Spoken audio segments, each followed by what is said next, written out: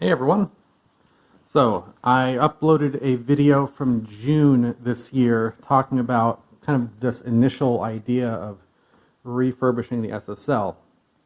As you might be able to tell, that has progressed enormously. So let me walk you through what I'm doing. First of all, last you saw this, if you only watch YouTube, I had the big MRAC plug pulled out like this with all of this loom, or the loom that went to it, kind of hanging out.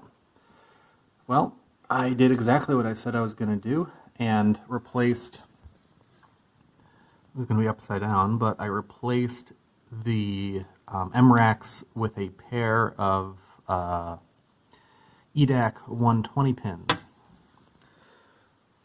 And that's going to let me have not only more ins and outs, but it also gives me a type of plug that's a lot easier to work with if, say, one ever fails. Because MRACs, if you watch the first video I uploaded, it's a mess. Anyway, so this is 99.9% done. I just need to add 2 wires from the E24 card, I believe, which is not the E24 card in this suit. The 6000 uses the E154. So just 2 little cables from there, and then to pseudo balance them, just a couple wires to ground down here and then up to there. You can see there are 4 open holes there. That is where that will go. So that's super simple. The SSL itself is completely together. We have been working with an acoustician out of New Hampshire for the last few months, maybe 2 months, just getting the design for the mix room. This is a living room area in the house. So we originally had the SSL over here, facing, or not, I don't know how to describe. The back was to that wall. There we go. But he said that it would be a lot easier for him to do a good design job if the console was up against this wall.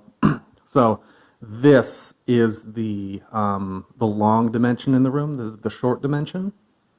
The big issue we have is that we have doors in this corner, and in this corner, and they all need to be accessible. So you can't really treat the corners in this room, which are that's a bit of a problem. So the console is together. All the buckets are partially wired back up. I'll show you the back. So the patch bay is no longer in there.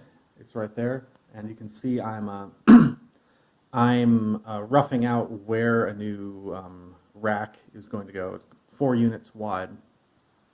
To give you just an example for those who don't know how freaking wide this console is. But so with the patch bay outboard, I'm wiring up new plugs for I/O in each of the buckets. So these are also EDACs. They're 90 pin, and each of them uses 72 pins for exactly one function in or out from 24 channels, half the console. And I have removed the stereo bucket because it was the stereo channels never worked that great, and the 4 mono channels that were in it also didn't work that great. So it was kind of a waste, and now I have extras. You can see back there.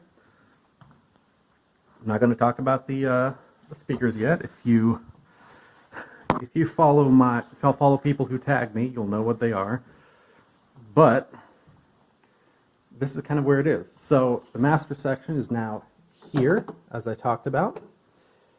The 688, which would have been here, which is no longer. And I'm designing a new hex bus, which I'm literally working on right now.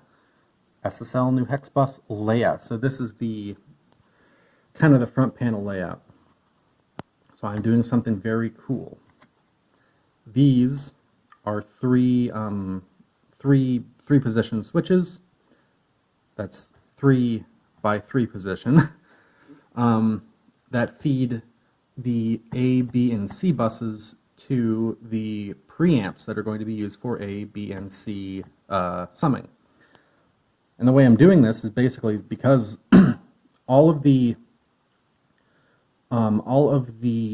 sends to the buses or to the groups that aren't being used, they're still connected to ground through a resistor. So no matter how many channels, and also the console is buffered.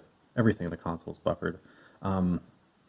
So no matter how many channels you do or do not have sent to the hex bus, to each of the 3 hex buses, the level should not change. The amount of gain needed to sum all of them should not change. What I'm doing here is basically just each of the 3 can be sent to all 3. You can either have them being sent individually or 2 being sent to the API or all 3 being sent to one of them. And the way I'm having it, I have some of the preamps for this right now. So I've got Focusrite. This might be replaced with SSL on VHD preamps in 500 series. I've got API because I love my API, and I want that summing. I'll be using probably a pair of Cappy VP26s. And then the other presumptive one is Neve. I have the Neve AMS thing there. I'll be using Rupert Neve Design stuff because I think they sound better and I can get less THD from them. And then I have all the basic functions on and off for all of them. I have an insert, I've got the level controls, direct outs.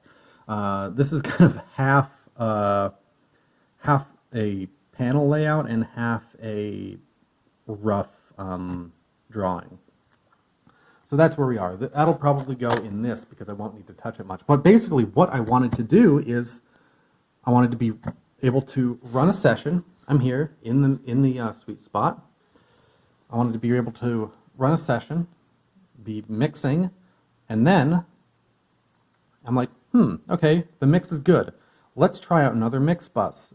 Go over here, turn A from Focusrite to the API. That sounds pretty good. Let's try Neve, right?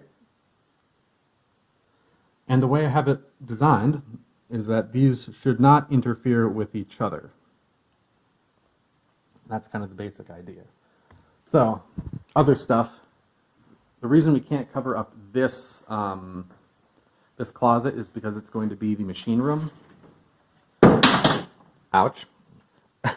So this will hold the power supply for the SSL, the atomic power supply, as well as the,